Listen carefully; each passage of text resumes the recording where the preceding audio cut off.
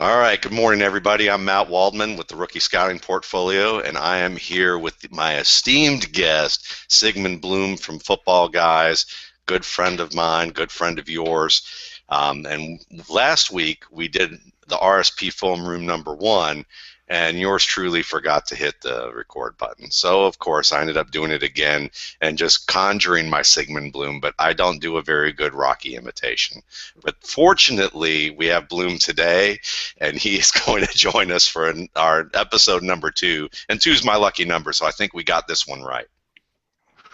Hey, what's a vertical passing? And we're gonna see if you can hit the hole and with your vision and footwork, and we're gonna have some good fun today.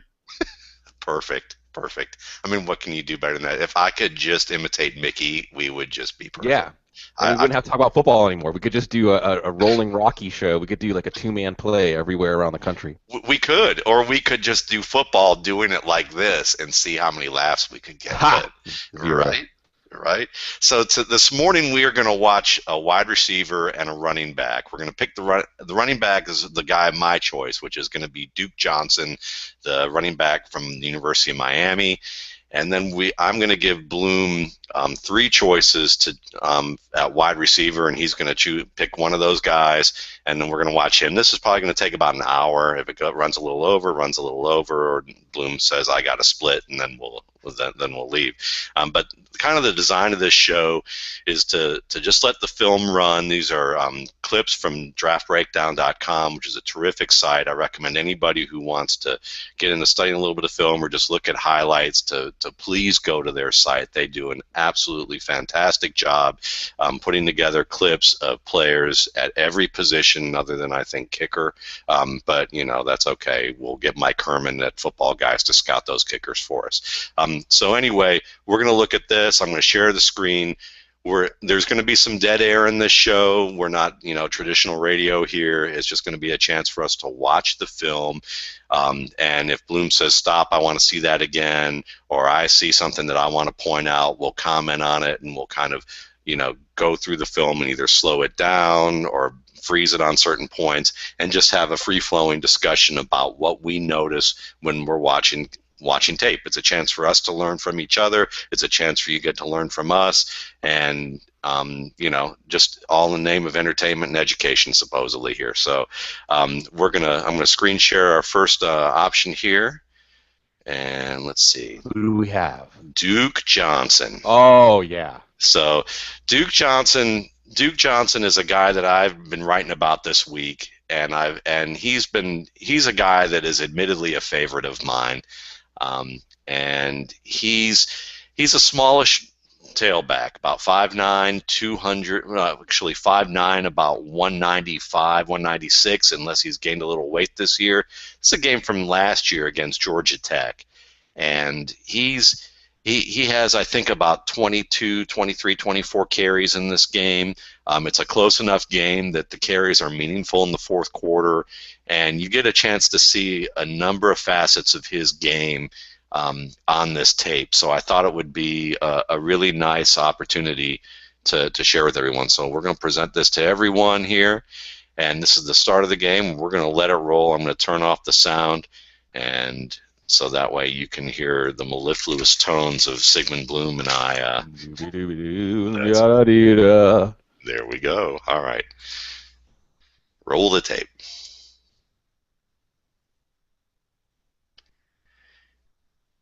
When one of the things I'll mention right off the bat, and we'll play this one more time, is that I've read something about Todd McShay recently, studying him and saying that he didn't think that Johnson had a great second gear, but that he got up to top speed in a hurry.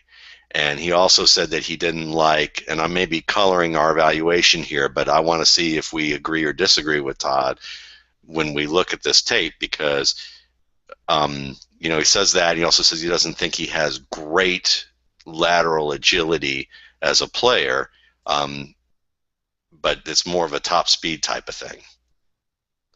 This is a pretty big hole.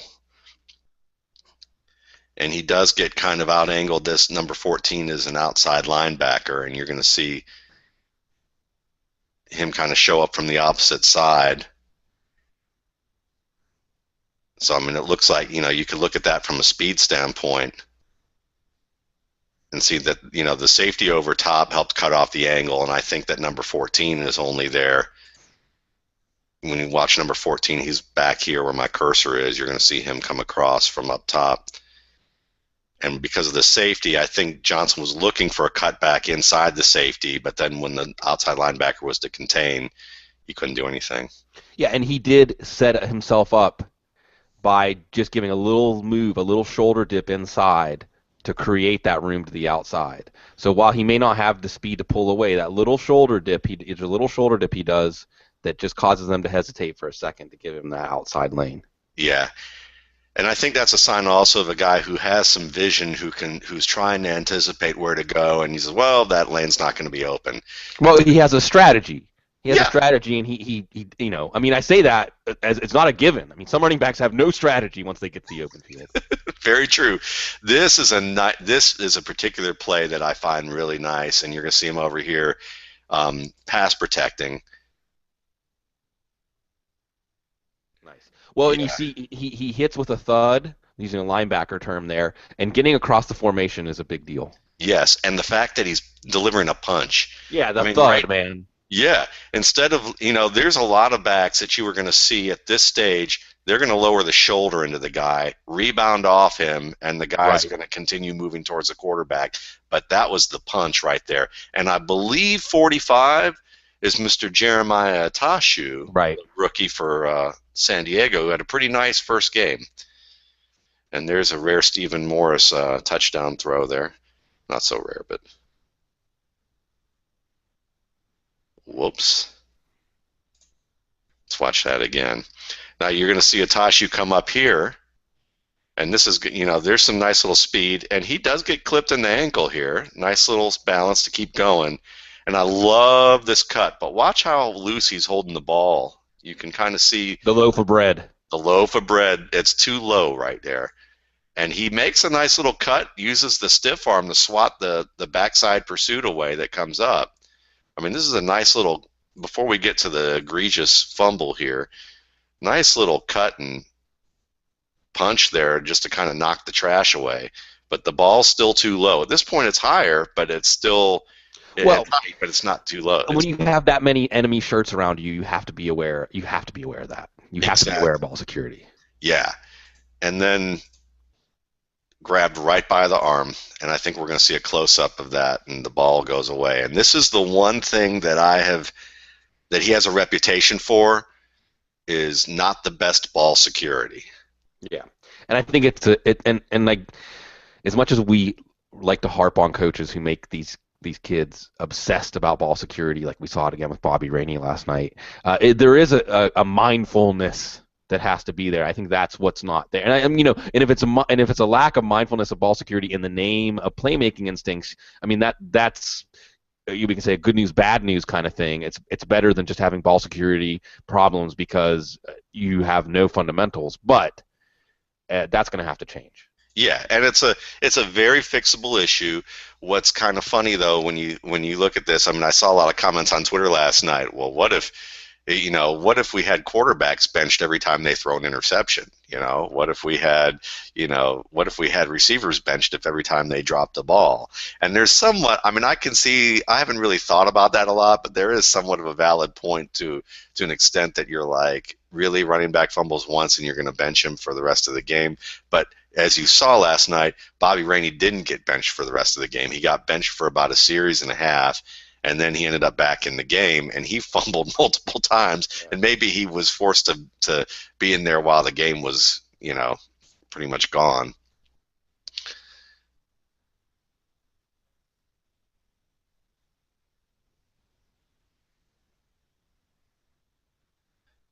Now go ahead. What I like about that is he brings the ball in smoothly, doesn't break stride, is able to see the ball into his hands without having to hesitate once he switches into run after catch mode. It's all very fluid. Yes, it is. And one of the things that I'm going to point out this play, because I got a chance to screen this earlier, is, and I will be fair, Bloom doesn't get a chance to screen these. I screen a couple of these because I want to see if we have worthwhile tape. So I've studied this a little bit more, and as a host, it helps me a chance to at least point out some things that that at least one person has had a chance to watch it a little bit more. So this play is going to be fun because this is actually a nickel corner blitz, and we're going to see later on in this game the same exact look and Johnson come out this side, but you're going to see a different thing happen, and it's going to be a really nice thing about Johnson as well. But one thing I also like is at number 14, wherever he is up here, he's trailing, and you see that Johnson has enough speed to beat him on this particular angle. There he is. And it was kind of a linebacker nickel look blitz, and he wasn't able to. But of course, the number 14 had to reverse his field too to actually get up that seam. So yeah, like you're saying, great, nice smooth catch. The acceleration doesn't look unbelievable, but he does move at top speed really well. This is a nice little cut. It doesn't look like a big cut, I think, at first. It's a fairly nice hole. He gets downhill, and then you're going to see, I believe, right here. I mean, this is a nice full speed move right to this side, and he doesn't get it sharp enough to where he's cut away from the safety and not get tackled. But I think that rather than video game style cuts, if you can change direction at your top speed, that's a pretty good thing.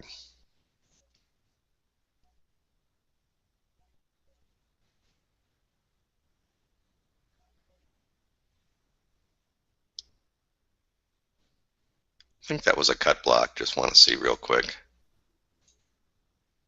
There he is over here. It's not a bad cut.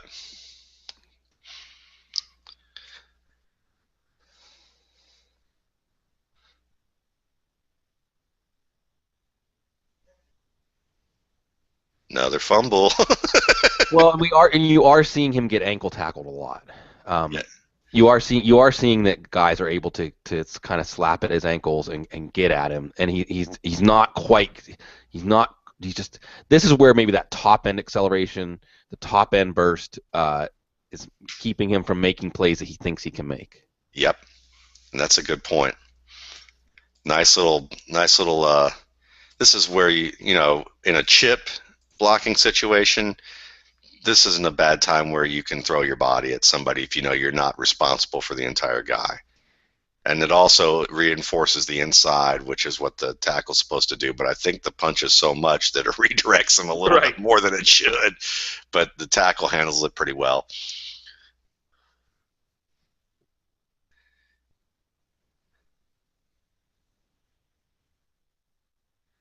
Now, this is the one thing that's kind of nice about him for his size is with his pad level, you don't have to be a huge player. I'm going to share this again. I just having a little bit of technical issues here to get the screen to work. There we go. Let me get back in theater mode. And there we go. Sometimes little quirks. When he gets, okay, so here we go. This is basically a play where I believe the center, I'm having issues again on full mode, so we'll go to theater mode to get this back where it is. All right. So what you're going to see here is this is a draw play where you're going to see the center get to the second level, and he's going to make a nice kind of little setup and cut inside, and then you're going to see the pad level on 2 hits here where he stays upright, which is a nice sign of balance. Now the end of that where he hits this linebacker safety hybrid type of player that we've got, number 14, that we've seen frequently in this play, he rebounds off of the blocker behind him, who gives him also a little extra push there.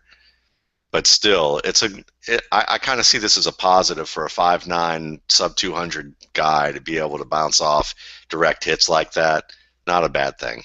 He got low instinctively and was able to generate more force than a player with a bigger body that was running upright.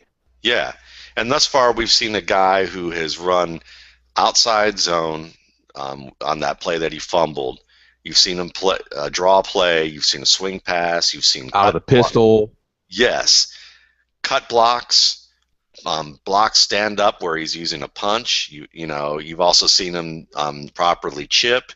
So, I mean, there's some versatility to his game here. Again, getting across the formation. Yes, and this, I believe, is the play that, I don't know if this is the play or not. Let me see real quick. No, this is just another, this is one, yeah, actually it is. Let's show one more time. See number 14 on the right side here, on same as Duke Johnson's side? This looks like it might be a blitz off to this side, which is similar to that play where he ran the swing route for that gain that was, I think, for almost 30 yards. And it's kind of a way of saying, okay, well, since this guy's coming, we're going to throw the swing, and they were aware of that. I think Johnson was anticipating the same type of play happening, because watch where he swings outside, but just at the very end of before the snap, this outside guy drops into coverage. Johnson doesn't see that right away and takes like almost a step outside, but then he's still looking to this side because he reads that that Atashu is coming indeed. So there's an awareness here of like, I have an option here. I'm either leaking to the outside based on what I saw pre-snap, but I'm still going to keep my eye on this side post-snap. And at that point, he has the awareness to come across, and the cut is just enough to the leg here to allow the quarterback to get the ball off. And it was, I mean, it's 3rd and 13 with, the play wasn't going to be a successful play anyway. But like you said, it's some tenacity and awareness. Yeah, and we're going to show it again because I don't think I presented this to everyone. So we'll talk about this one more time here and just show it one more time. Unfortunately, that was there we go. So basically on this play, you're going to see the outside guy looks like he's going to blitz off this edge, just like the play where they had the swing pass. Then you see Atashu on this side. Johnson shows the awareness here that he's looking over at this side. He sees that we've got an edge rusher here. And just before the snap, this edge rusher on the other side from the play before actually drops. Johnson looks over here as he's taking a lean to like go to leak to the outside, but he sees the edge rush, comes back over, blocks across. So that's a nice play, and as Bloom said, still 3rd and 13, not much there.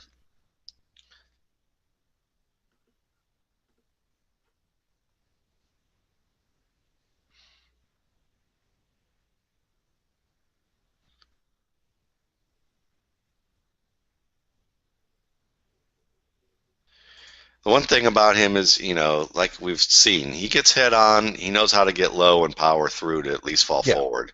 He does. He pushes. He takes tacklers for a little bit of a ride. He's not a power back because of his lack of size by any measure, but he runs with a downhill style. Yeah, and he does attack the defender first, even at the latest moment, and that is a trait that he shares with a guy like Jamal Charles, a smaller back like this, who is able to, who's able to generate some sort of power that's functional because he's always being the first to get low, the first to deliver the hit, even if the hit's coming at him. And that is a very underrated process. This is a nice little play, too, because it shows it's kind of a, here's a play where, from the shotgun, a little misdirection here. You got that pulling guard going this way, then you had the wing back going the opposite direction. And he's got enough, because he gets to speed quick enough, got a little stiff arm to swat away. I think there's a little versatility there to that.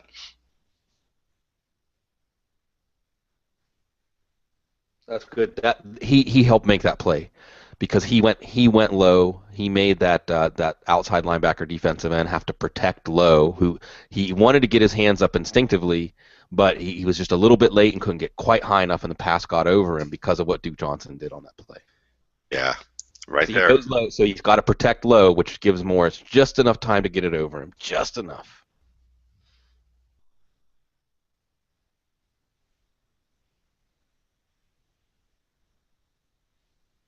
I mean, there's a lot of times when we're just pointing out here that he did his job, but one of the things we talk about a lot with rookie running backs is assignment sound football. Yeah, absolutely. Something else you notice is you just kind of let the sometimes it's nice to just watch a running back or a player and just kind of let it wash over you. Is very little hesitation. Very much the term I like to use, Matt, is it runs with a sense of urgency. You don't see that with every running back you watch.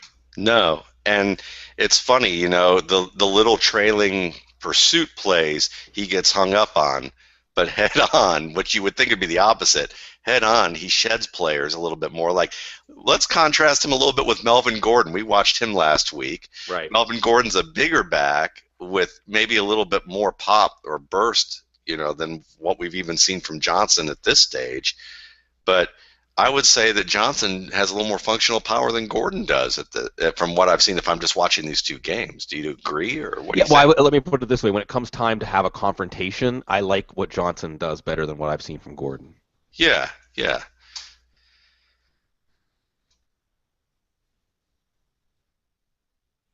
Now, this is a fourth quarter, and this is a nice little play, I think. Well, what's nice about that, it looked like man, his nemesis, 14, had him again in that confrontation mode, and he has a chance. He has a chance to get a tackle here. Yeah, and it's going to be a hit right on the ball side. Yeah. One arm still hangs on, breaks the tackle, and I think he almost breaks the defensive tackle coming in backside pursuit here. Watch this number 96, I think, grab him by the waist. And, maybe he should break this tackle. He's a little bigger, got a little more pop to him. And then there's the second guy hitting him, too, so that slows him down. But still.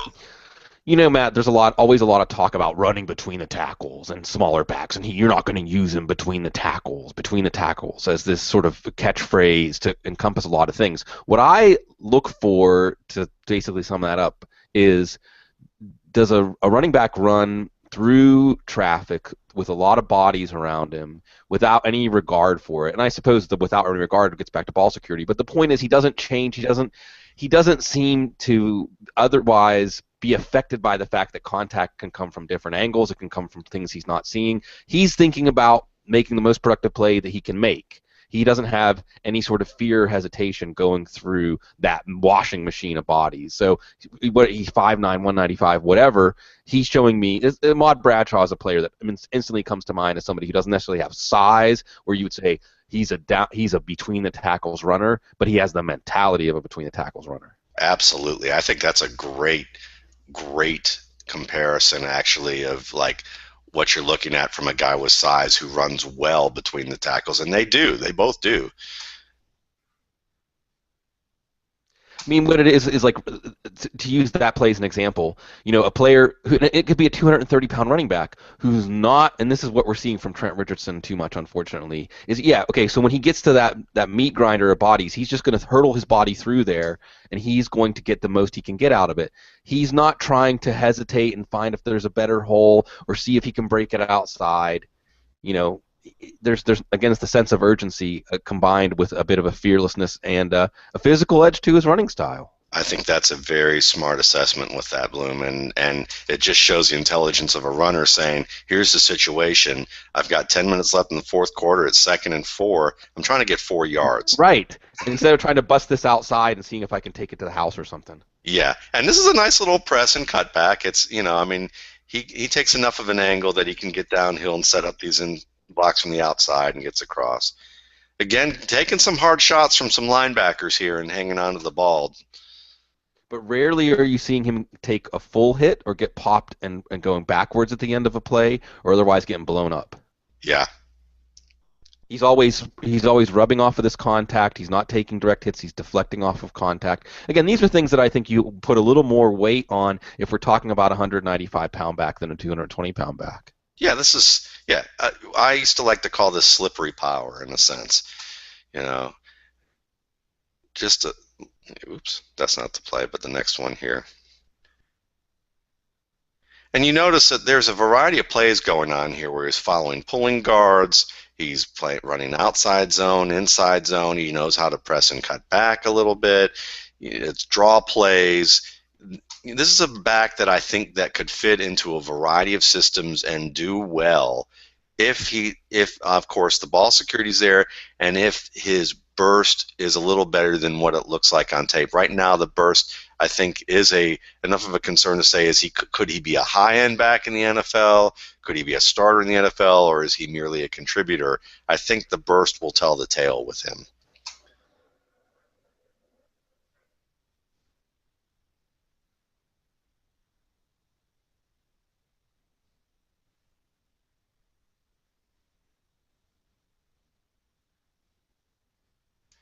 You know, this is a nice little piece of running too. When you watch this, I mean, it's not a big gain,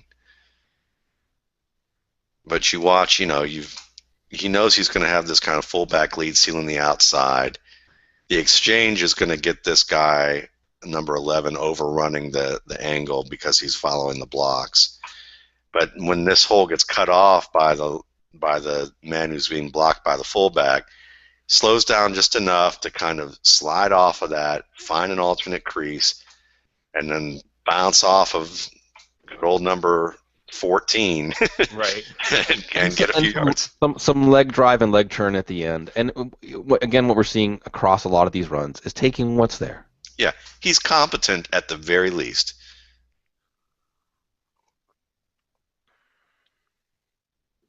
Now this is a nice little run too, and again, hit on the ball, carrying side. There's a nice little press and cutback going on here. You see the press coming right here. These outside guys are going to basically seal the outside lane, and you're going to see him. He's already like parallel to the line of scrimmage. This is a good sign that he's pressing the outside and forcing the defense to run, run towards the sideline. And it's a deceptively quick move just inside here. I mean, it doesn't take many steps. You see a lot of players in this situation. They'll gather their steps before they make that cut. He doesn't and have to do that. that's just one cut. And that's the thing that I think could be something in his favor that could make him a decent NFL running back. Because of that vision, the press and cut back here gets through that hole quick enough. And then notice that he's carrying the ball with both arms. Yeah, well, game situation. Fourth quarter, 4.5 minutes left. And it doesn't seem to slow him down too much. And he gets hit right on the ball. Bounces right off it. Runs through another, desperation wrap here because of the angle wasn't great. And then, he doesn't get much after he's wrapped, but still, it's a nice gain. And I think you saw a couple of things on that run. One physical thing and one mental thing. Again, the sense of urgency. That cut, going back to that cut that we like. But that's a lot. Some of that is physiological too. Some of that is ankle flexion. That his ankle. When you see him make that cut right there, you perfect pause. Look at that ankle. Look at that inside ankle that he's cutting off of. Yeah. And it allows him to lose no momentum going through that cut. And the question, it's good you bring that up, because a good question that will be when we watch his senior tape, or his junior tape, which is this year. This is his sophomore tape. I think the next week or 2 weeks from this game, he breaks his ankle, and he's out for the rest of the season. So it'll be interesting to see how much flexibility he still has to make cuts like this. And one of the things that has been brought up about him as kind of a detriment is, it's more of a statistical thing. I don't know if I'd call it a statistical fact as much as a statistical point, but he's played 4 games against ranked teams leading up to the end of the 2013 season for him. And in those 4 career games, he only averaged 2.9 yards a carry. Now, that could be because the offensive line may not have played well against some of the defenses that they've faced, or it could be a combination of how he's handled it. But I do find when I watch the behaviors of what I've seen in this game, I have a feeling that there's a little bit more offensive line going on, but that's just more speculation on my part at this stage.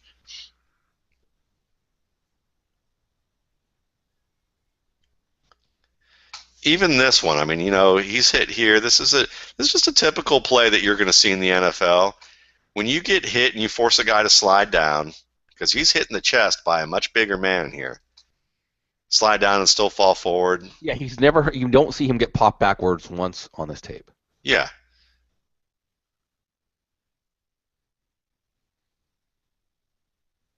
And then there's basically your play to ice the game. Yeah.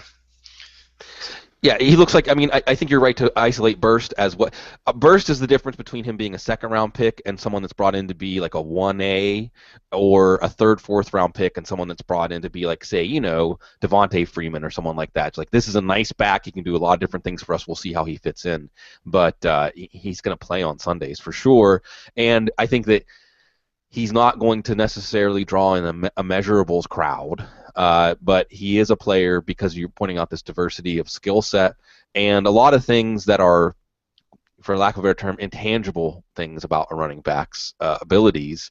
This is a kind of, I see Patriots, with their openings coming up in their backfield, or New Orleans, a team like that likes to use a lot of different backs in a lot of situations.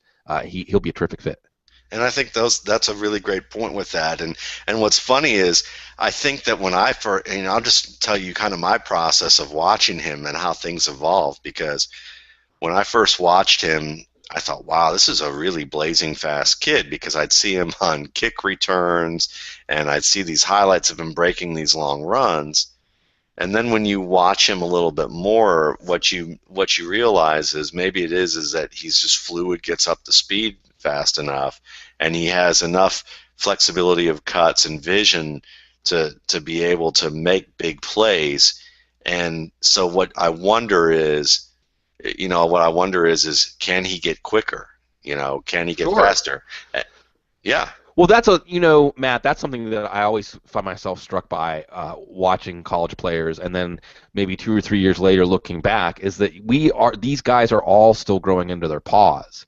And a lot of the things that we want to hang our hat on would be the more immutable qualities of a player, and those things that you build on. And I certainly think, again, if we just ran that Duke Johnson versus Georgia Tech tape and didn't say anything and just let it wash over us, again, the one thing that really, really stands out to me is that lack of hesitation, the running with a sense of urgency, but still being extremely effective. And he's not running up the back of his blockers. He's not missing holes. He's not running with so much urgency that it makes him ineffective. It's that balance. But it also goes back to something we said last week. That's one of my hallmarks of what I look for in players, is doing what you do without thinking about it. And I think sometimes physical actions can show us physical hesitation is mental hesitation. It's not there with Duke Johnson. Yeah, it's certainly and that's the thing about the NFL. It might take him, at the worst case scenario, if he doesn't get quicker and he's the kind of the speed, what you see is what you get with him from this game we watched. It might be more of an issue of, it might take a year or two for him to catch up to the speed of the NFL game and play with the same lack of hesitation and the same intelligence and awareness. If he catches on quickly and the game isn't too big for him, then you might see similar results from what we saw at Miami, where you say, yeah, it looks like the same guy. Whereas, if it takes a little bit of time, you might go, he doesn't look that fast. He doesn't look that quick. He might not be quick enough to be in the NFL. You might hear a lot of that as a rookie, and people are going, what happened to Duke Johnson? I heard all this great stuff about him being this big play machine. And I think that that's kind of the thing that we also see with guys like Marion Grice, who was also a versatile player who is on a practice squad right now, or Kadeem Carey, who isn't extremely fast. And a lot of people said, hey, look, Sean Tron looked better than him. But then the team, whether it's the team playing we drafted this guy and we're going to force him into this slot as the reserve. However you look at it, they did say that he looked a lot better in practice, and they ended up making him the number 2 back and cutting Drawn. So, sometimes maybe if he looked better in practice, it might be, the light comes on and he's quicker. So we're done with Johnson for today.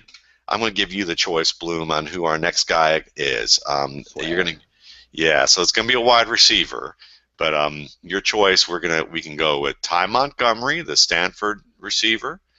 We can go with Rashad Green, the Florida State receiver, or Casean Williams, the University of Washington receiver. Let's go with Williams just because he's the one I know the least about, and I'm afraid that I'm gonna have to put on like those old Gallagher shows, like you put the plastic on you. If we put Rashad Green on, your drool is gonna get all over the screen. Yeah, you're right. And you know what's funny? I was actually, I really mean this when I say this. I was hoping you'd pick Williams because I think his has the most interesting tape, and I think that I'm really intrigued to see what you think about this guy. Excellent. Okay.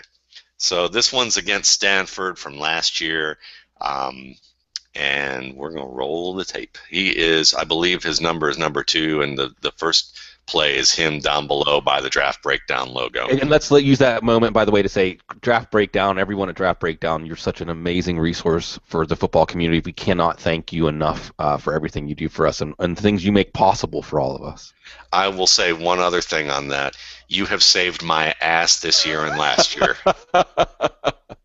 I will, as someone who has his own business and has spent years. I'll show this to you guys one day with all the DVDs that I have from 10 years of using a TiVo. I still prefer to have my own stuff, and I still am working to do a lot of that. But let me just say that you guys make my life a lot easier when I can't find stuff, or I just want to look at cut-ups because it takes a lot less time because you show every play that they're involved in, whether they get the ball or not, and that's important, and that's important for me. And the fact that you don't just skip plays and say, well, it's only when he gets the ball or only when he gets targeted, right, in major situations. You guys have an eye and make these cutouts with intelligence to do it. So thank you again. All right, here we go.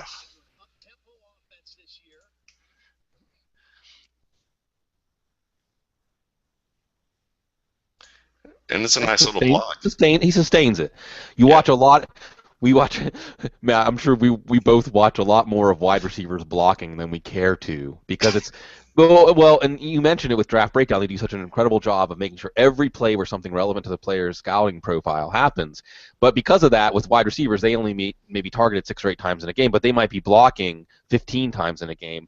And you don't see, it is not the standard to see a wide receiver sustain a block for this long. Even some wide receivers we might think of as plus blockers. I mean, this is if you can just get in the way, that's like the standard for a lot of guys, but he actually sustains this block, maybe a little bit of holding. Yeah, but not bad. I mean, it's at the end. Didn't get caught. That's right. And it's better than I'm going to run up and charge against you and then fade away. Throw my shoulder into you and then bounce off of you. Yeah, that too. All right, down at the bottom again. That's kind of more of a hug. Nice to see you, but still in the way. Effort. Hey, for me, effort is a plus. Like if I see a wide receiver even show effort, that's a plus. I agree. And with his size, this is a pretty big guy. So you're gonna, there's the potential there for him to become a very good blocker. And that certainly isn't bad on a linebacker with a little punch and a second follow up there. Well, he does his job on the play. I mean, he neutralizes the player he's supposed to neutralize. So. Yeah, and he's moving his feet. If you. I like that on this when he comes in, he moves his feet on that. So let's go to the next play.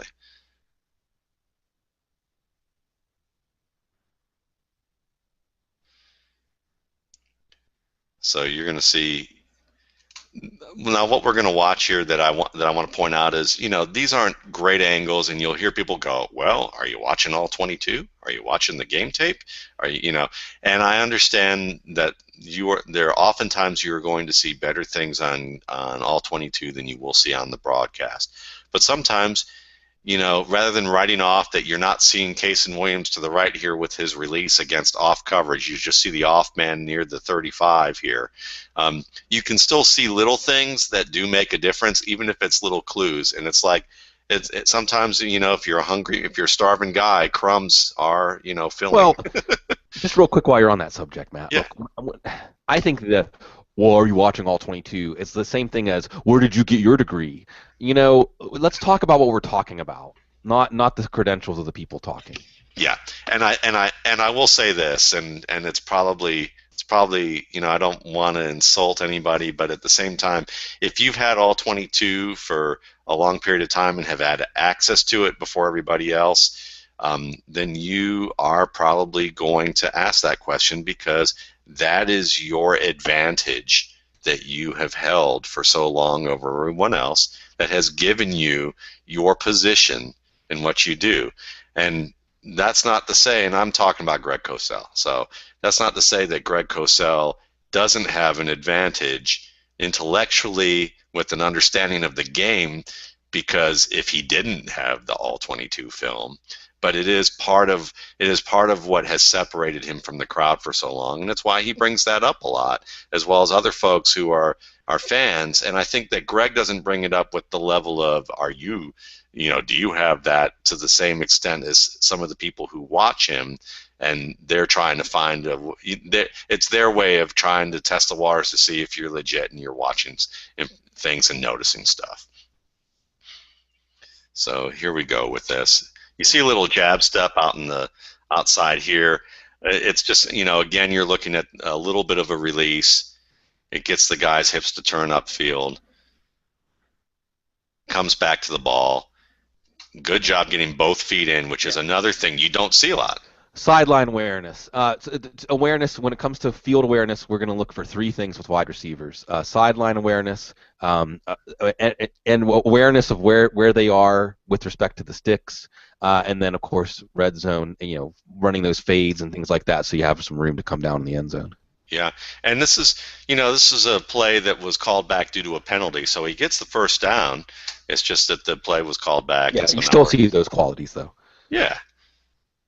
But there are some receivers you'll watch, I know you've seen this, Matt, where they're painfully unaware of where they are on the field. Oh, yeah. Here's another one where he actually brings the ball in bounds, but he steps out. He's penalized later for stepping out before he actually makes the catch. And that's, again, so there's a negative. And let's see if they show the replay here of him stepping out beforehand. They don't.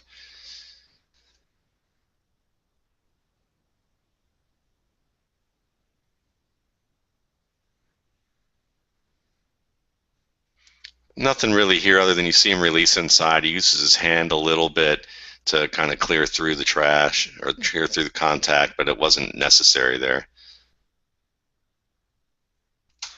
This is a guy that uses his size well, but I don't know if, Bloom, one thing I'm going to ask you about is at the end is if you think this guy has short area burst. And I don't think this play necessarily says one way or the other, but it does come to mind when I watch him.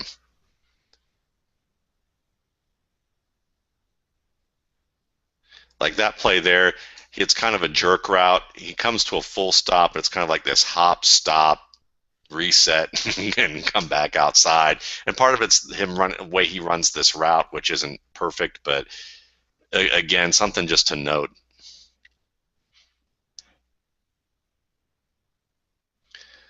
Another nice sideline catch. These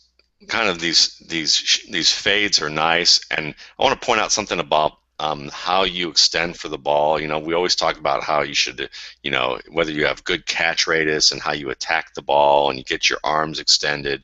But there are some plays in tight coverage, or whether you're leaning away, that you want to catch with your hands like he's doing here. But at the same time, he's close enough that he needs to be able to brace his arms when he makes impact with the ground. And you can see that position here on this play where he's got his forearms ready to brace so that he can hit the ground and he can trap the ball to his chest after he's already made the initial grab. And 1 knee equals 2 feet in the NFL. Yes.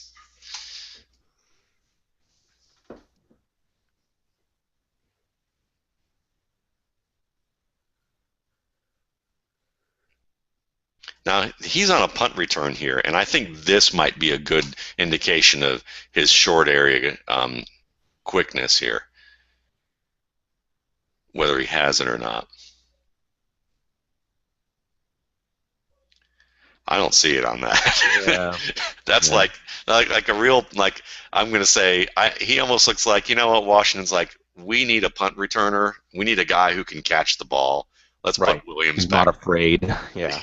Yeah, and because they also, I think Washington is also the team that used their linebacker as their running back last year. For no, it was Washington State. Excuse me. Washington State has a linebacker they use as a running back. So did UCLA. Miles Jack, who was a rookie of the year, um, was their Big Ten rookie of the year, both offensive and defensive. And he's a guy I certainly want to have on this show that we watch.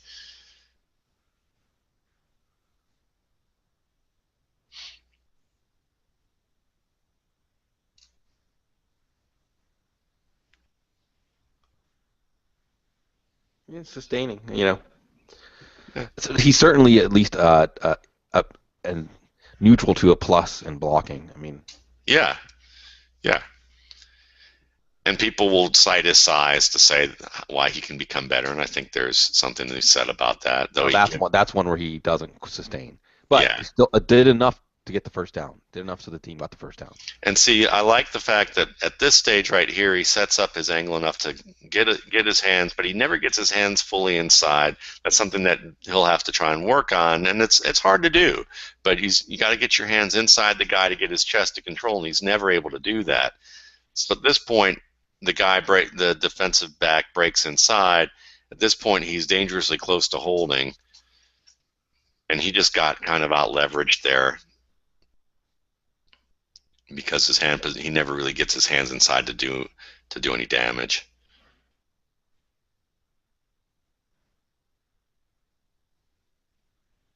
Let's just one more time look at this route, see if there's anything worthwhile to note about it. You're gonna see him up top.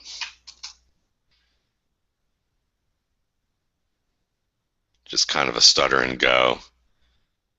And he gets a couple steps on this guy who gets caught looking in the backfield, I think.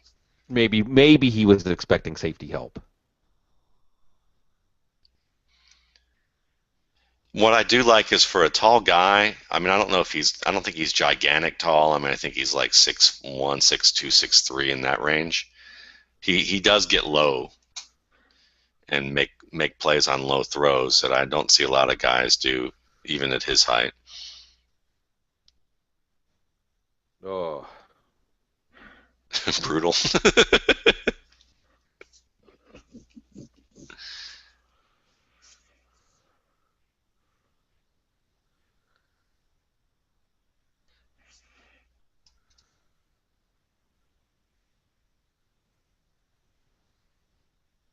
Yeah, he's just more, let's just catch it and make sure that we get the ball on the turnover here.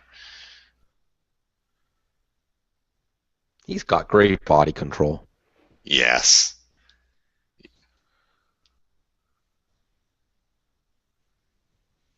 mean, he just gets his body to do exactly what it needs to do to make that catch. Even though he's kind of a thicker, bigger guy, he is. We've talked about grace before. I think grace came up in a conversation we had this week, Matt. Yeah. He is a graceful receiver, and it's employed in the mission of making these catches. Yeah. And this is a fourth quarter play too, which I mean I like to give weight to plays that happen when in situations. Oh, absolutely. And also you're looking to see in what situations is a player number getting called. Again, we're assuming rational coaching, but does a team feel like they can lean on a player? We did the Amir Abdullah play in that first week where they almost lost. Was it McNeese State? And Abdullah just said, "No, I'm not going to let that happen to my team." That's right. And what I like looking at this route, just looking at the beginning here, he's got the shoulders, down almost over the knee, and so he's there's a little bit of a sell of the vertical route, so the defender's on his heels a little bit. He's opening and the defender's opening him to the outside. Yep. And then here's this plant step, and watch what he does with his hands to swat away. He swats away, and he gets it right on the forearm. That's good technique right there to be able to do that. And at this stage, separation's there. I mean, now that that he's downhill, the defender has already stopped. The arm's swatted away, so there's no chance of there. And now he's looking back for the ball. And what I like is, but the only thing with this play that might be a little bit of an issue, you would say, well, he's got his arms out and he's kind of tipping off, but at the same time, it's tight coverage. He's setting he's actually setting the defender up. And I think that that's one of the things that's nice. Well, it's not a very well thrown ball. I mean, he has to make that play. Yeah.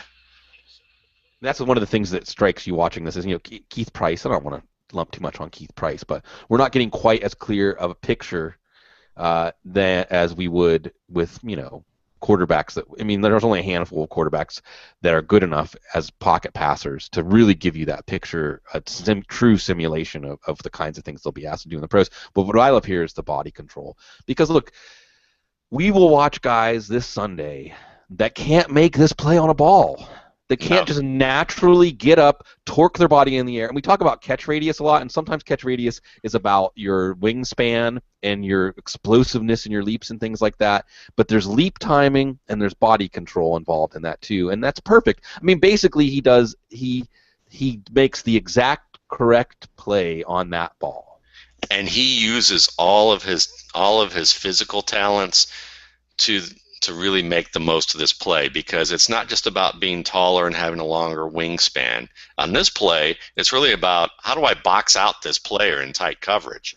And ball tracking is an underrated part of this too, as you will see players misjudge balls and mistime their leaps or otherwise leave themselves in a position to not be able to make a catch. So right. all these things, this is again that idea of being natural, that idea of being able to do the right thing without even thinking about it. Let's talk about context too, because oftentimes, and I've been guilty of this, early on when I started studying film, and I think that I see this a lot from folks in our community, and we have a great community. I would say of like, to be involved in an industry of this, of people who write about the draft. There are a lot of terrific folks who, there's so much humility involved with this, and with what you learn. And I'll share one of the things that I used to do when early on, I would, when you're learning all these new concepts and learning about how you're going to apply technique and what a guy should and shouldn't do, sometimes you miss on the context of the play. This would have been an example of a play where I said, well, if he had extended his arms a little bit more to attack the ball on this play, I would have liked that more.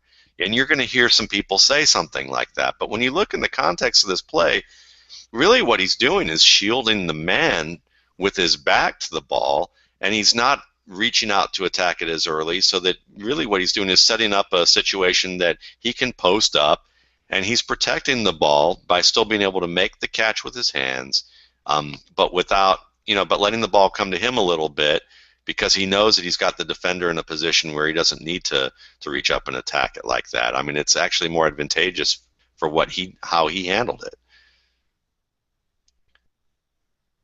Another effort play, and you can see he's excited about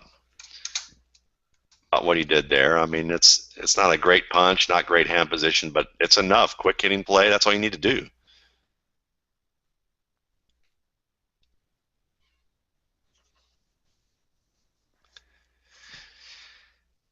Let's see if he actually gains more than 3 yards on a punt return. This is not his game, but it's fun to see a fair catch. There you go.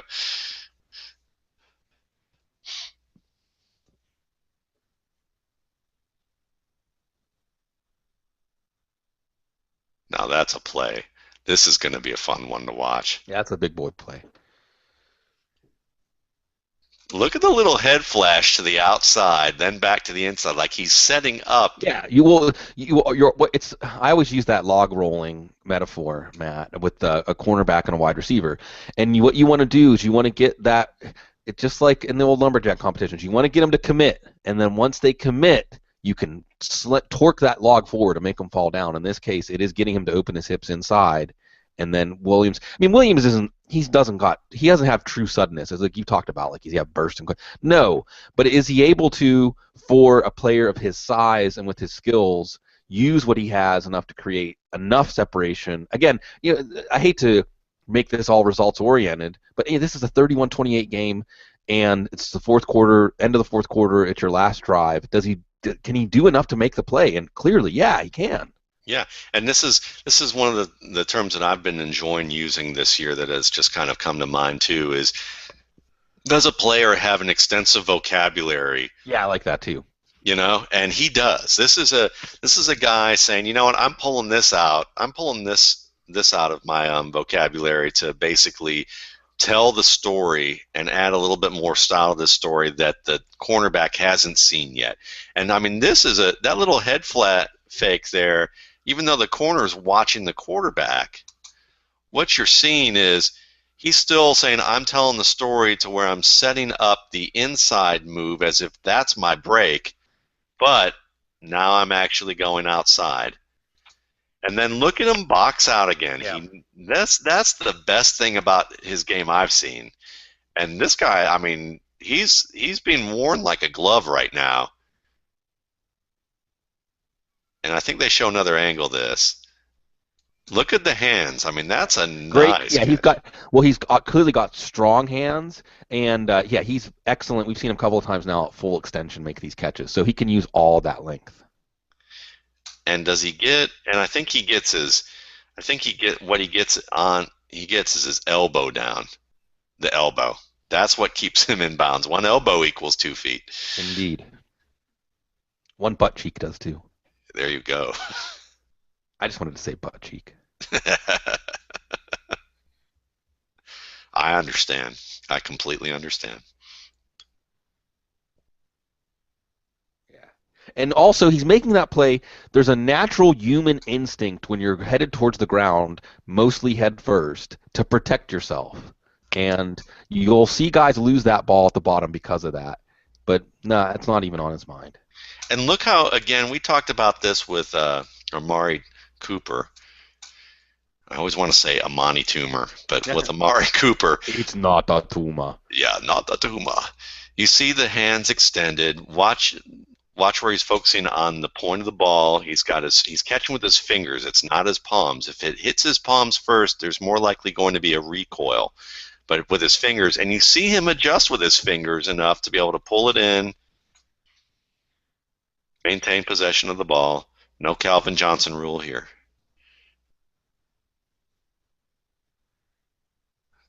And David Shaw's disappointed. All right, I'll give it to him. It was a good play.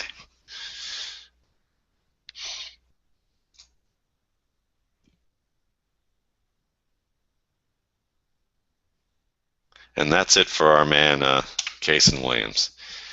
So, nice possession receiver. Nice third, fourth round possession receiver. Yeah, absolutely. And I think what's fun about these guys is you see, you hear the hype about players. You see them start off well as freshmen or sophomores, and they get big names. And I think one of the biggest things that you often hear is, or you often think when you see a guy early, is go, oh, he's fast. He's playing fast. He might have some good speed, And then the more you watch players, the more you kind of get comfortable with what their true speed might actually be.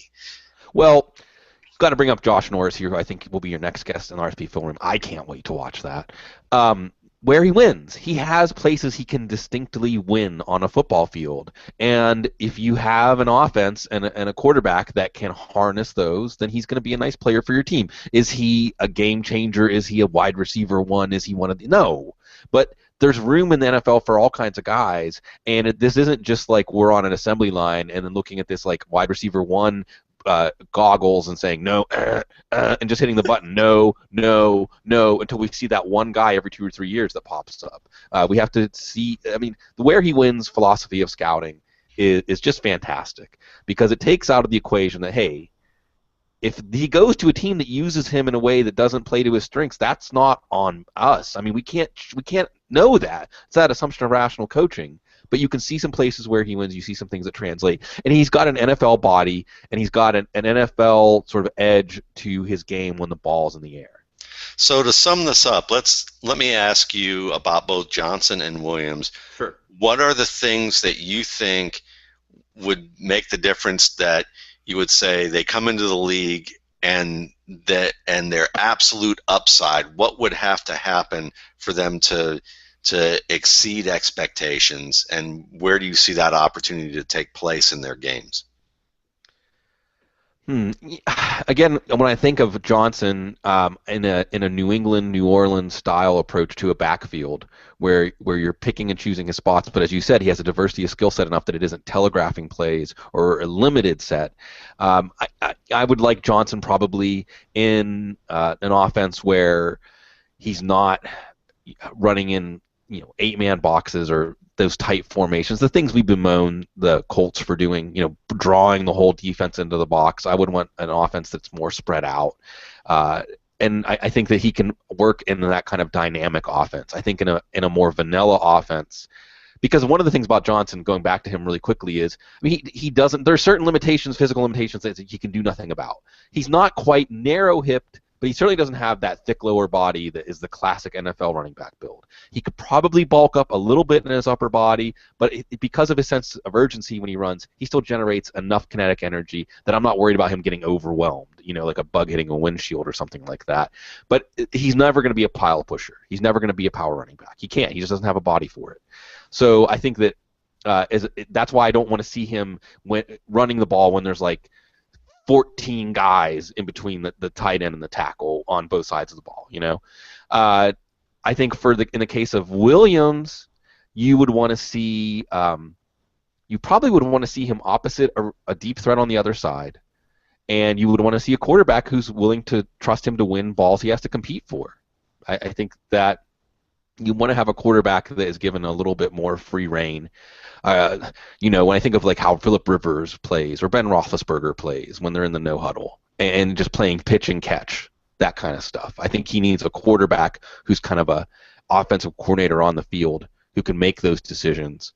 And I would expect that, for fantasy football, I don't know that Williams is ever going to be somebody that makes us that excited. However, he is going to be a guy who can make some catches in some situations. And he's one of those like 3rd and 7 guys. I like having him on my team when it's 3rd and 5 and 3rd and 7. Yeah, I think that's a great assessment with Casean Williams, and I got to agree with you about Johnson. It's funny, coming into this, I was writing something for Football Outsiders about Johnson, and the more we watched this, the more I did see the burst that being a potential issue here. Because at first I'm watching him and I'm thinking, there's a little element of some Jamal Charles, Chris Johnson going on with this guy because he's a smaller back like them. He runs with good functional power like they do, and he has the balance that they have.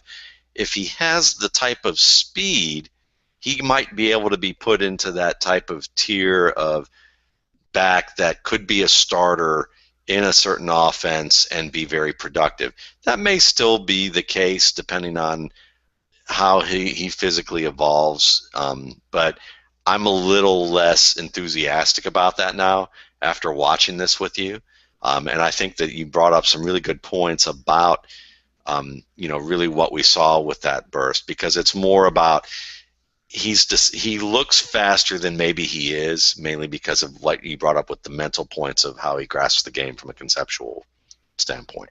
And for the most part, I would think that anytime two people sit down and watch tape on somebody, you're much more likely to be less enthusiastic about the player going in than you were going in, than more enthusiastic.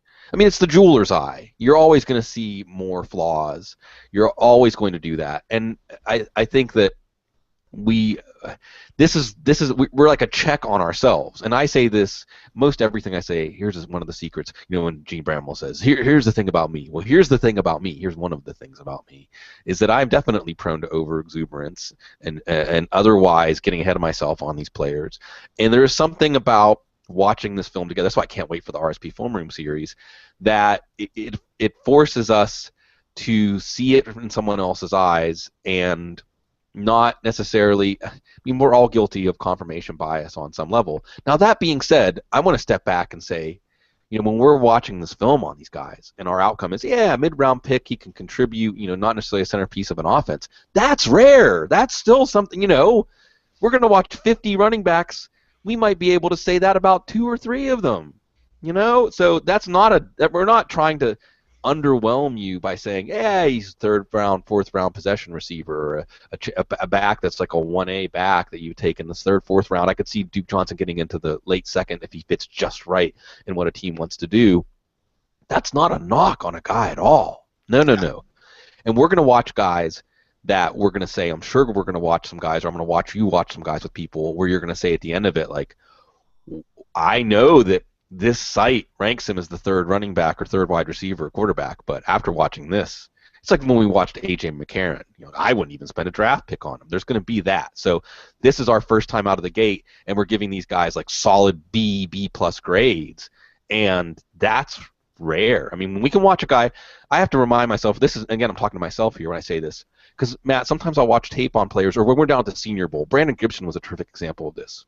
You're down at the Senior Bowl watching Brandon Gibson in practices, and I'm talking to Cecil and saying, well, there's nothing really to hang your hat on. There's no plus traits in his game, but he does everything that you ask a wide receiver to do very competently, and he executes very consistently. And there's a tendency for us to downplay that.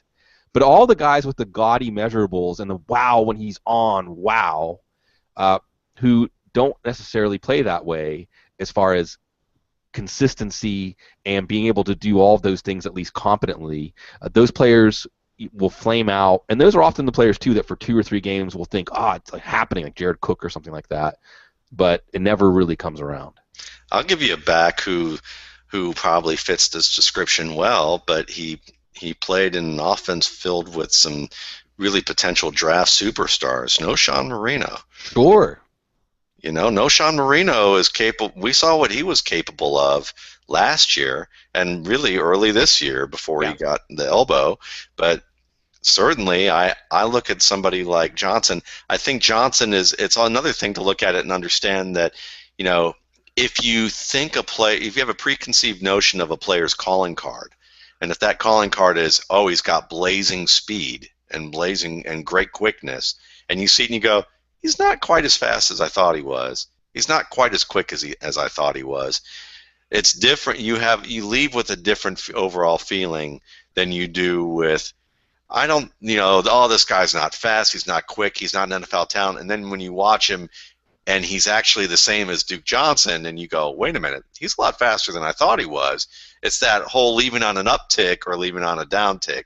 And I think that there's a little bit of that there with me with this, because when I watch him, I'm thinking, at first I thought, maybe he's that brilliant kid, and like I talked about last night in the Audible, he's that brilliant kid in class who's not doing his homework because he's spending time in the garage coming up with experiments that are like, 5 years ahead of his 5 years ahead of his classmates in terms of knowledge. But when it comes to homework, he's turning in zeros because he spent all night inventing a robot.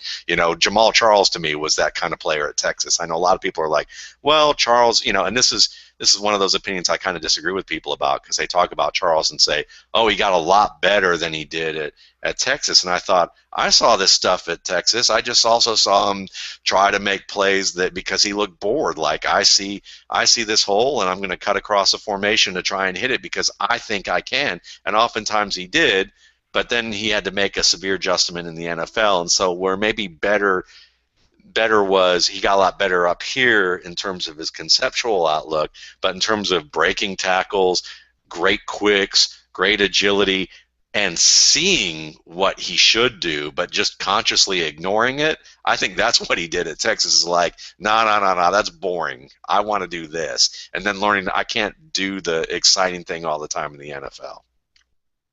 Well, just we want to talk about Charles really quickly too. There was a lot of static there. I mean, there was the fumble issues. What you did see on the tape at Texas with Charles was just amazing explosion out of his cuts. Very few running backs will you watch on tape and see them actually come out of their cuts with more momentum than they went into them with. I mean, you watch something, and I would imagine you could do this with some of the different ways that they have to analyze a player's mechanics on film, and you see the energy transfer and the explosion out. It's almost like he's a track guy, and it's like his cuts are like starting blocks. He bursts out of them, and there was definitely a sense of that speed. And like you said, trying to do things maybe that he shouldn't do. But remember, at that same time, Jermichael Finley was criminally underused by Texas and not put in situations where he could succeed very often. And then you saw Ted Thompson I think they took him in the 3rd round, and this was a player that wasn't that heralded. And really, the other thing about Finley was that he wasn't He wasn't a player. He's not an explosive player. He just had that tremendous catch radius, natural ball skills, and that my ball mentality. But going back to really what we were saying, what I was saying about not being underwhelmed and things like that by players, just because they're not players that you point out, he could be the best in the generation or something like that. If you can watch 20, like take the list of the 20 top-ranked senior running backs, and you can just let's just isolate it to this, Matt. Draftable grade or not draftable grade. If you can do better than 50-50 on that when we look back and see where players get drafted, now there is going to be some sense of things we can't know about, okay? Character stuff, medical stuff, a lot of things that we can't know about. So there's always going to be things when we're right for the wrong reasons or wrong for the right reasons. I do think that if you can even just identify this is an NFL talent, this is a guy that's going to really struggle to hang on in the NFL, then you're probably way ahead of like 80 or 90% of the people that do this as an armchair thing. And so if you can just start with that, identifying, and some of it's NFL body, NFL physical traits, but some of it is some of these things where you see these players, and I don't want to turn this into a measurables thing, but I use the analogy this week. I've used it before. It's the car and the driver, and the measurables are the car, but there's a driver in there, and honestly, anybody can evaluate the measurables. I mean, and there's also that mental. Anybody can say, yeah, that guy can run really fast in a straight line, or he can jump really high, or he's really strong and can knock someone on their ass. But if the driver's not there, it's not happening. It's not happening. And what's funny is we see like Stephen Hill is this terrific example of a top end, a Maybach or one of these really rare cars that only like 10 have ever rolled off the assembly line. But if the driver doesn't know how to drive the car, it doesn't matter. Yeah, and as you're talking about this, what's funny is I put Jamal Charles on just to watch him, and when you watch the tape of Charles and see some of the angles that he's beating that I'm seeing here, they're not much different than what you're seeing with Duke Johnson. Now it's a faster level of the game, but you're seeing similar. This is another thing that I enjoy doing is we can take a look at a guy like Charles after we've watched Duke Johnson and say, what are the differences? How big are the differences? Sorry, and I do want to point out with that Charles is another one, and he actually is a bit high cut. When I say high cut, what I mean is you can see he has long legs, and he's another one that does not have the thick lower body. He's not a pile pusher, but he does initiate contact and approach contact with a bit of a combative mentality, but not taking it head on. So he is another one. You don't see Jamal Charles get stood up. You don't see him get popped back. You see him slide off of contact, and you see him approach those situations in a productive way with no fear that kind of transcends some of the downsides of having this more wide receiver, narrow-hipped, high-cut body type that he has. Yeah, and I want to point out when you talk about player comparisons, when you hear people talk about Lamar, Melvin Gordon and Jamal Charles, or in my case, Duke Johnson, and fitting him within the Jamal Charles spectrum of backs, you can see when you start watching these guys back to back that there are very incremental differences, but they're such small incremental. That's everything. Yeah. That's everything in the NFL. That's why we say a game of inches. I mean, it really is very small incremental differences can be everything in these games. Because when you talk about the fact that these guys are in the top, 99.99% of football players that we've ever seen, or at least football players, I'm talking like high school, college, and pro, the best back in the NFL would constitute the 99.99 percentile. There's not much of it doesn't seem like there's much of a difference between 99.9 and 99.99 or 95% and 99.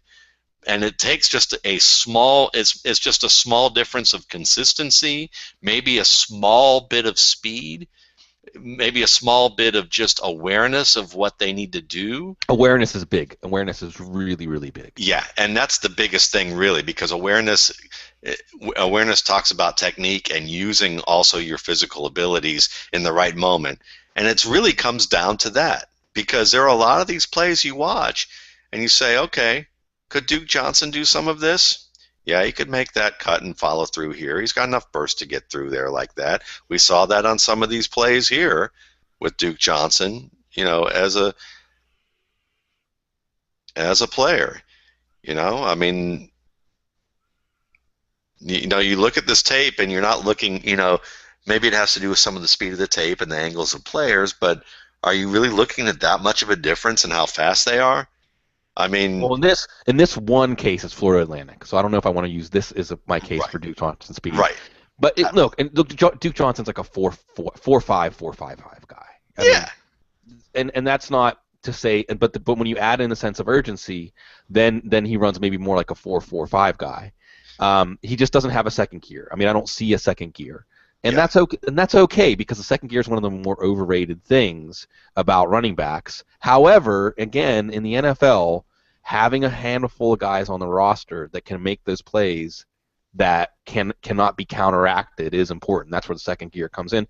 So again, I mean, this is we're giving Duke Johnson a hardy passing grade, and depending on where he ends up and what he's asked to do, if we fast forward to the fantasy implications, there absolutely could be something there. yeah.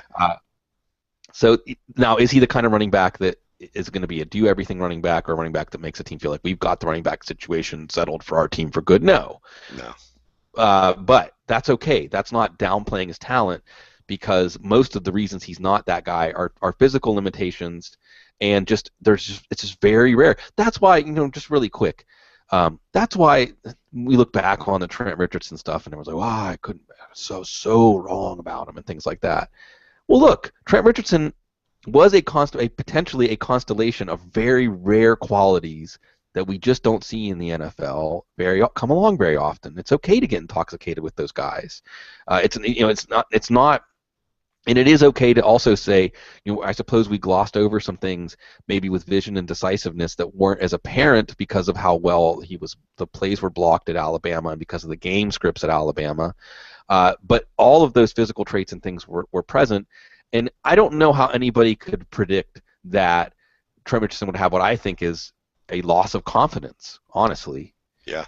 So, all we can do is just watch and say what we see, and the game is so uncertain that there's not, Matt, if all of us that do this could have like total knowledge of why players hit and why players don't hit, we probably walk away from this and never want to do it again. That's exactly right.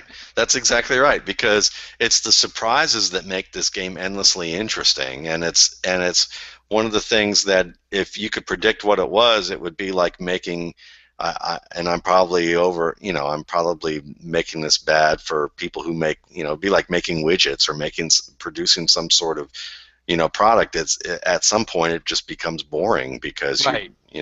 And looking at this, I mean, I left this, and it's funny now. The more I watch Johnson and look at Charles again, and I see some plays against Boston College where he's outrun some guys and some stuff, I'm still not quite certain. I'm less enthusiastic about him, but then I watch some of these plays, and I'm like, it's. There he is, caught from behind by this guy, against North Carolina. North Carolina is known for good athletes. It's not. I'm looking at such a small point with this because, again, if you have 4.5 speed, that's good enough, and it's just fun to, for me to again looking at some of this, some of this stuff and saying, where does he fall in this continuum? Because is he more of a lesser Reggie Bush, Jamal Charles type who'd fit well in a Lions offense? That would be a wide open offense that he would have fit well in like Linehan's offense in the past. Could he be an every down guy? And then you look at guys like Terrell Davis and go, Terrell Davis was 195 pounds when he came out. Clinton Portis was like 190 when he came out. Sure. And I see a little Clinton Portis in this guy too, but it's not the same power. It is the decisiveness and downhill mentality in Portis. But let's take that run where he gets caught from behind really quick. Okay, look, you might say, well, somebody with 4.4 speed would have taken that to the house. But But that running back with 4.4 speed might not have, again, the downhill mentality, the sense of urgency, the ankle flexion to make those crisp cuts and burst through that hole, and the getting up to speed. Initial burst in the NFL is more important than second gear. So a lot of the running backs who have the 4.4 speed to turn that into a long touchdown don't have the other qualities to get into the open field. Yeah, and folks, I mean, this is a nicely blocked play, but see how patient he is to let that block develop and not run up the back of the guy. And then you're talking about it started at the 30, so we're looking at already at this stage, we're already looking at a 50-yard run right here, or a 40-yard run. Now we're at a 50-yard run. He gained 60 yards. So are you really going to be like, well, I don't think I'm going to draft a guy that broke a 60-yard run on North Carolina. You know, should have been a 70-yard touchdown. It should have been a 70-yard touchdown. Exactly. Yeah. So, I mean, that's, you know. He's a nice player. Anytime we watch this film and we come out of it saying he's a nice player and he has a place in the NFL, then that's really saying something. Yeah, and I think this has been fun, and I appreciate you staying on longer to talk about this, because I enjoyed, one of the things I always like doing is watching NFL players that I think they comp to, and then going back to watch them again, because I think it's very important to look at the NFL game and see certain plays and certain ways that a player moves to consider whether or not, you know, whether or not you're watching that player within the context of what happens in the NFL. It always is a constant reminder. So I kind of like to look at this situations in this way. So it was kind of fun to explore Duke Johnson, revisit him one more time with this, look at some highlights, look at a little bit of Jamal Charles, and, you know, I mean, even, you know, just one, if you want, look, just one more minute. I don't know if you have time, but I mean, like, Chris Johnson might be another one, or Clinton Portis. Well, and what Chris Johnson had, look, in hindsight on Chris Johnson, I remember watching a lot of Chris Johnson and trying to get him before the draft. And the underrated part of Chris Johnson's game when he was CJ2K, and I hope we're watching either East Carolina or the CJ2K tape, is how much drive he generates through his hips.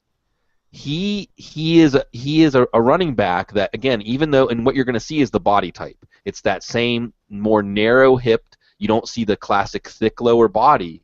But what you see is he's running with such a sense of urgency that these guys that try to wrap him up around the hips or otherwise try to knock him off balance, he's able to drive through those because of that.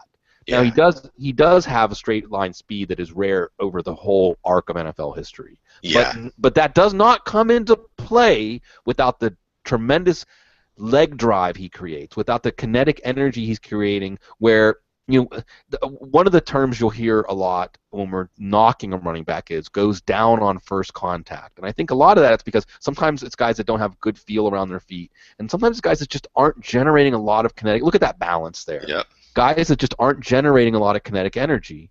But Chris Johnson, you could see it on his runs that through his hips, he's generating a lot of kinetic energy. He is not a finesse. He was never a finesse running back, even though he had rare speed.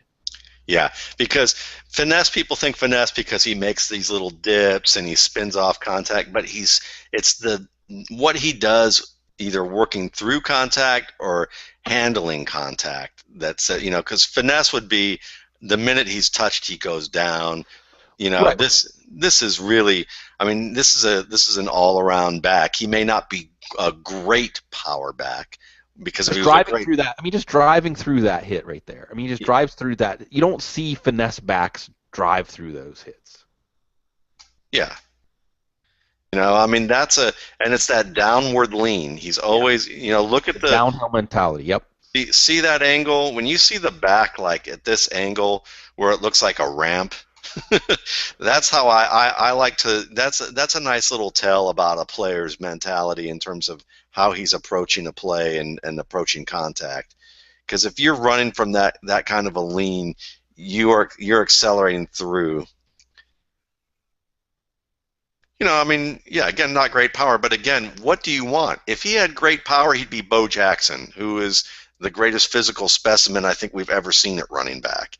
You know, and so that's fine. If we're going to compare. Well, again, it's not on that last play where he's diving for the pylon, not a finesse back. Okay, when it comes time to initiate contact to get that touchdown, he's putting his shoulder down and he's going for it. Yep.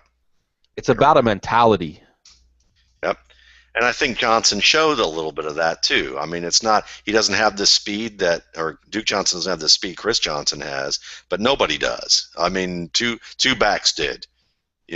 Maybe Eric Dickerson did. I don't know. I don't think Eric Dickerson did either, but no, he was. I mean, has anybody beat him at the combine yet? No. I mean, Bo Jackson, and it's field speed too. It's not just it's not just track speed. No. So I mean, again, it's nice to kind of look back at some of these guys and get a sense. And again, like you said, running with a sense of urgency, understanding what he's doing, what his plan is. Like, have you seen him hesitate once on any of these plays where he like stands up straight and is like hopping on his toes, like, what am I going to do here? No. I mean, he has a feel for what he's going to do. It may not always work out, but it's fluid, and that's the whole thing. Is with players, you want to see fluid guys. I loved Brandon Lloyd so much as a player, in terms of what he could do on a field, because he always was so fluid with what he did, and it was almost to me on the level of high art. He's just a troubled artist. It is. It's transcendent. When you watch it, when it happens, it's transcendent. And so I think that. I think that what we're seeing, there it is. No, I think what we're seeing here is again, we're trying to isolate traits, but what's missed sometimes in the scouting reports that check boxes or break a player down to the atomic parts are in Lebowski terms, the rug that ties the room together, and that usually you have to have some sort of physical edge. And you have to play with some sense of decisiveness and urgency, and there is a sort of mental processing speed that has to go along with that.